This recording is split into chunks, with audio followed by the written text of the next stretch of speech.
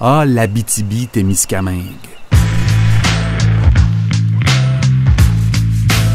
Le pays des forestières et des minières. Surtout des mines d'or. De très grosses mines d'or. Mais ce temps-ci, on parle de plus en plus de lithium, un métal utilisé dans la fabrication des batteries des véhicules électriques et de pas mal tous nos gadgets électroniques.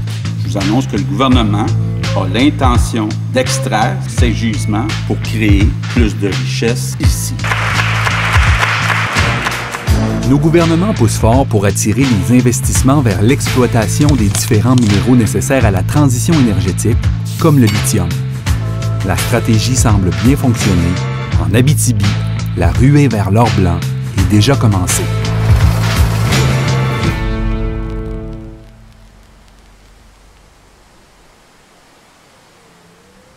L'Abitibi, c'est une immense plaine. Pourtant, quand tu arrives pas loin d'une mine, il y a des montagnes. Des montagnes de déchets miniers. Ici, celle de la mine North American Lithium à Lacorne. La mine est fermée depuis quelques années. Son ancien propriétaire a causé des déversements et a connu des ennuis financiers. La mine vient tout juste d'être vendue à une entreprise australienne, Sayona Mining. Le nouveau PDG nous reçoit pour nous expliquer comment il veut relancer la mine. Il y a un petit courant d'air dans mon casque, me dire c'est fret en bébé.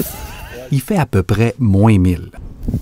Moi, je rêve du jour où je vais voir dans une Tesla ou un autre véhicule électrique du lithium de l'Abitibi vendu à un Américain de New York qui va brancher tous les soirs son véhicule électrique avec de l'électricité qui vient du Québec pour lequel on a, vous et moi, on a une redevance. Alors ça, c'est le bonheur total.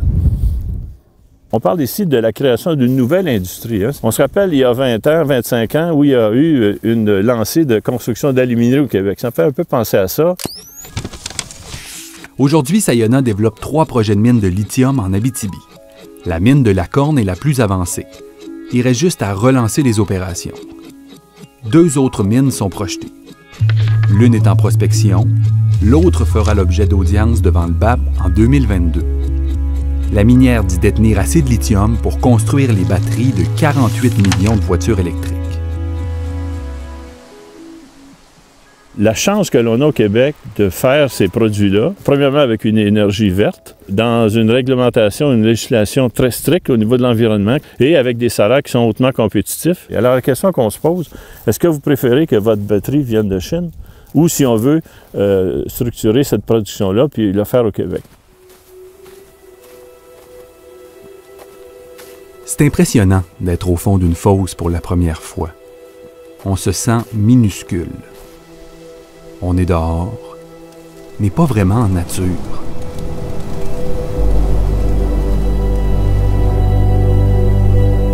On est dans le ventre de l'industrie.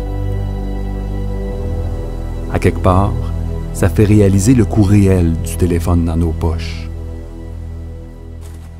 Vous savez, c'est terminé les projets miniers comme il y a 50 ans. Là. On est dans une ère de plus grande intégration de la communauté dans les projets. Les employés sont tous des parents aussi, ils veulent faire bien les choses. Voici une autre opportunité verte qui nous amène à améliorer les conditions de vie de les nôtres et plutôt celles de nos petits-enfants.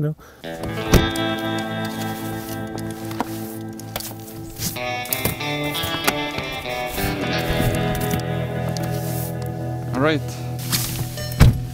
Rodrigue Turgeon, un avocat de Val-d'Or, pense lui aussi aux enfants de l'Abitibi. On comprend vite qu'il est amoureux de sa région natale et qu'il veut la protéger à tout prix. Il y a comme une conception de l'Abitibi dans l'imaginaire populaire qu'on est une région sauvage, quasi inexploitée, alors que c'est tout le contraire. La MRC d'Abitibi, autour d'Amos, a juste 1,5 % de son territoire de protégé. C'est parmi les plus bas taux au Québec. Il rêve de sauver le territoire où il nous emmène, d'en faire une aire protégée. C'est ici que Sayona Mining veut développer son deuxième projet, le projet Autier. On grandit avec cette relation-là particulière avec la nature en Abitibi. On est très attaché à la nature, mais c'est une relation qui est vouée à être explosée, à être dynamitée, à disparaître à un certain point. Il faut apprendre à aimer dans la vie, mais on voudrait qu'on nous offre d'autres opportunités d'amour durable réellement, du territoire, de la nature. Je voudrais que mes enfants puissent venir ici.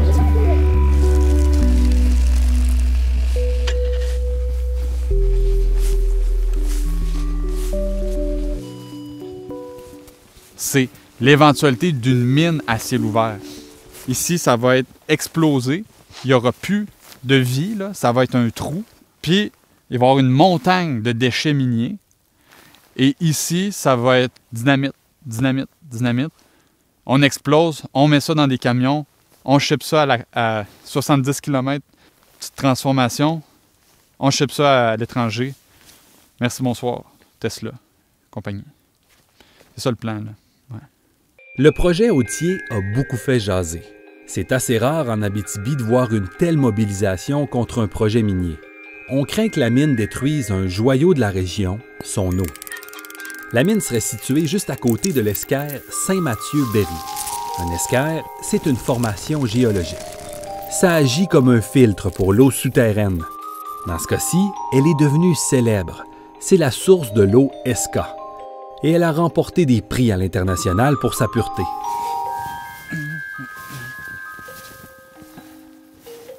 Ce qui est sur la table, c'est un projet d'1 kilomètre de long par 600 mètres de large, par à peu près 300 mètres de profond. C'est une mine à ciel ouvert, c'est une fosse. Ce qui frappe avec le projet Authier, c'est la proximité entre la fosse, le trou, et l'escaire Saint-Mathieu-Berry.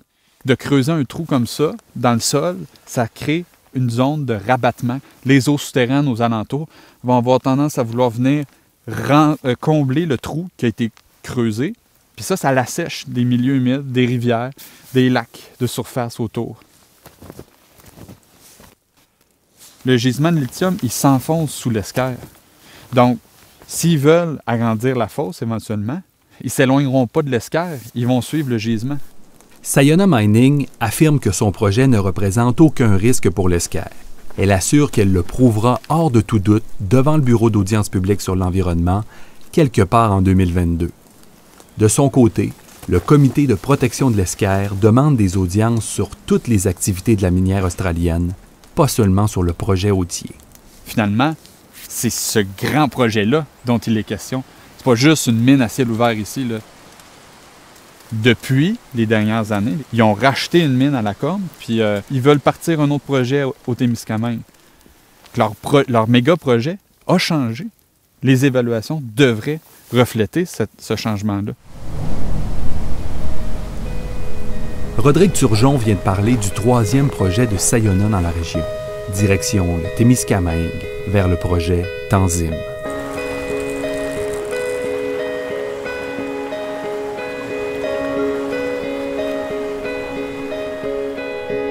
Dans la communauté Anishinaabe de Winoway, on parle beaucoup de Sayona Mining.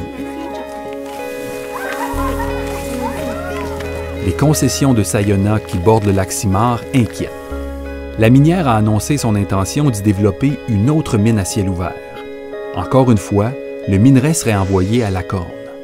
La mine se trouverait en plein cœur du territoire non cédé de la communauté de Long Point. C'est là qu'on retrouve son chef, Steve Mathias.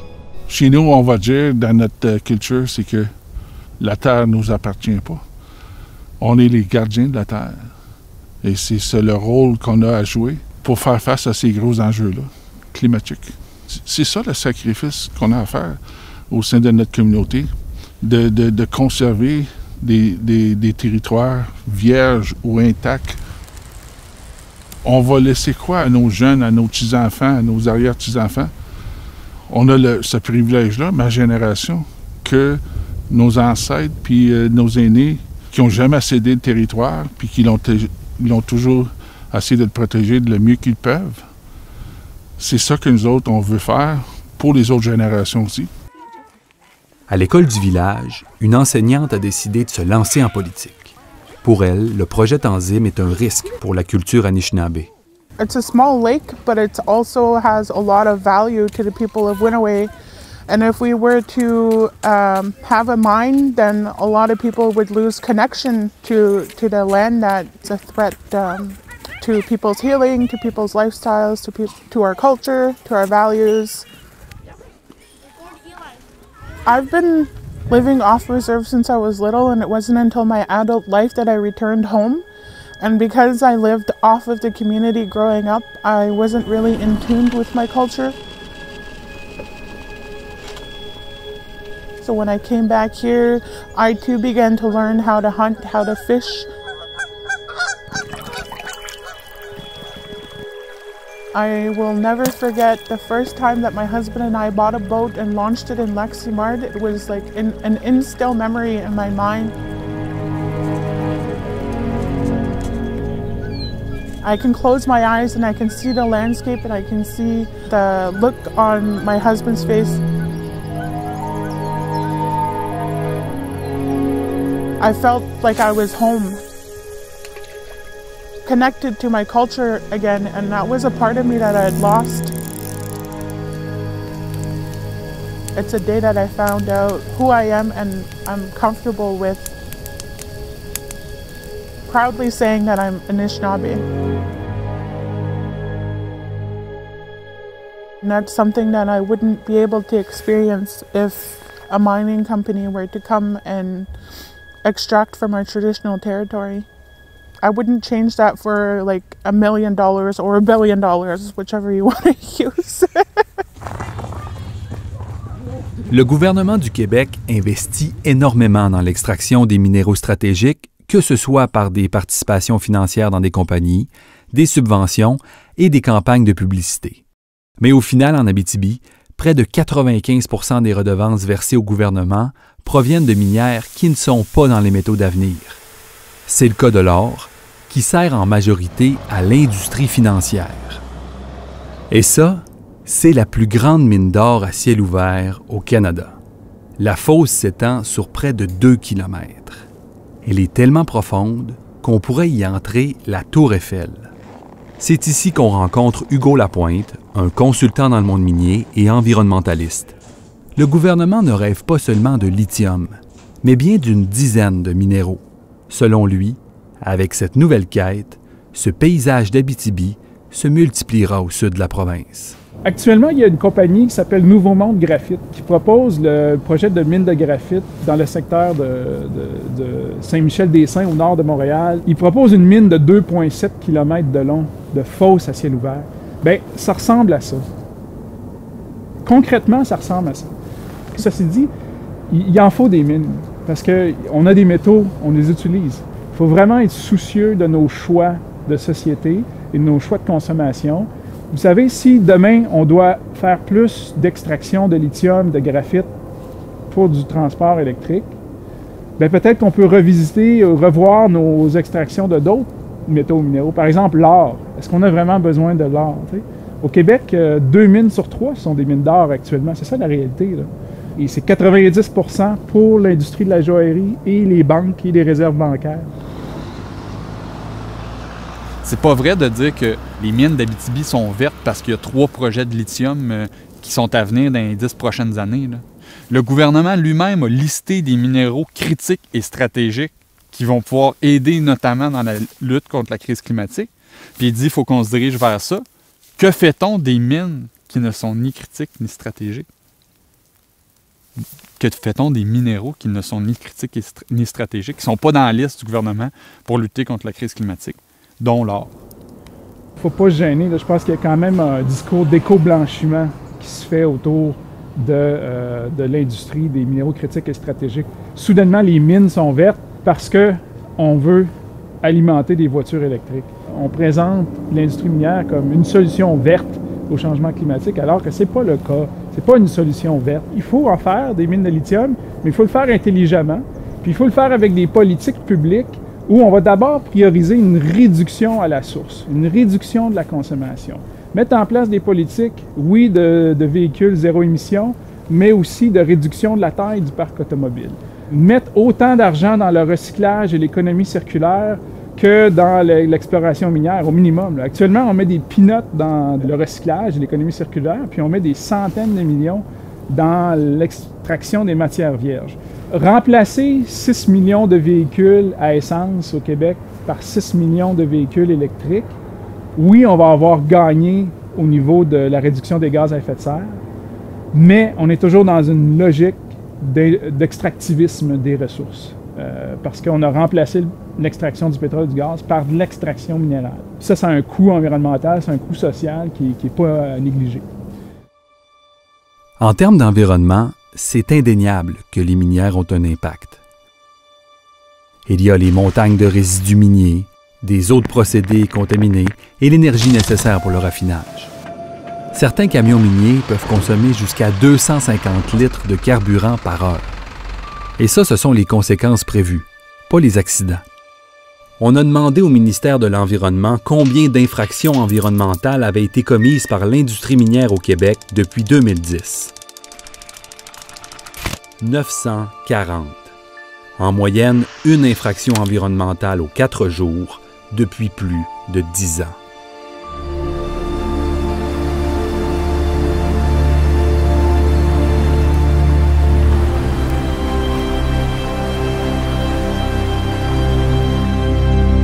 On n'est pas contre le développement, mais on n'est pas prêt à vendre le territoire ou nos ressources à n'importe quel prix. Si on va venir mettre ça en péril, au bénéfice d'une multinationale, ça va durer quand même 10-15 ans. Et que c'est nous autres qui vont nous rester tout avec les dommages à subir. On n'est pas prêt à faire ce genre de sacrifice-là.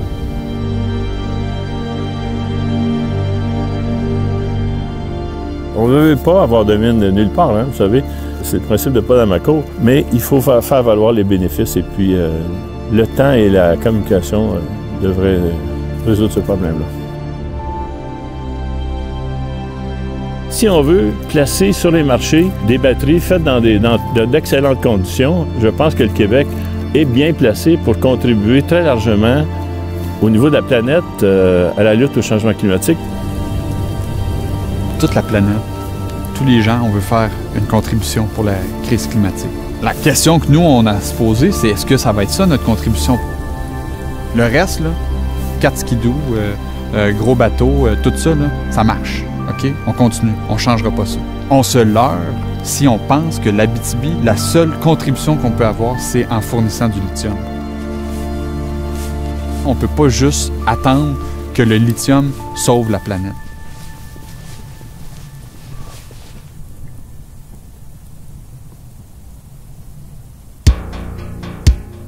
La voiture, qu'elle soit thermique ou qu'elle soit électrique, il y a plein d'autres problèmes associés.